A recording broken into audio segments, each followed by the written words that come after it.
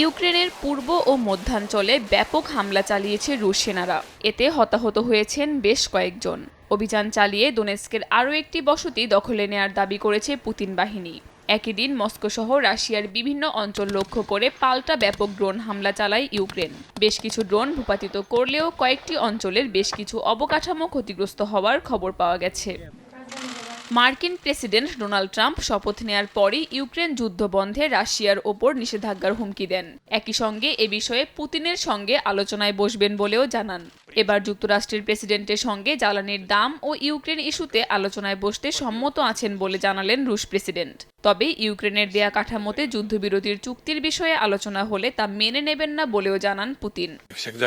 আমরা সবসময় বলে এসেছি, আমি এখনো বলতে চাই, আমরা ইউক্রেন ইস্যুতে আলোচনায় আগ্রহী, কিন্তু আরও কিছু বিষয় রয়েছে যেগুলোর দিকে মনোযোগ দেয়া জরুরি। কিয়েভের বর্তমান প্রধান সমঝোতার বিষয়ে ডিক্রি জারি করে নিষিদ্ধ করে দিয়েছিলেন। আলোচনা আবার কিভাবে শুরু হবে যদি তা নিষিদ্ধই থাকে? পুতিন আরও বলেন, ট্রাম্প ক্ষমতায় থাকলে ইউক্রেন রাশিয়া সংকটের শুরুই হতো না। 2020 সালের নির্বাচনে জালিয়াতি করে ট্রাম্পকে হারানো হয়েছিল বলেও দাবি করেন রুশ প্রেসিডেন্ট।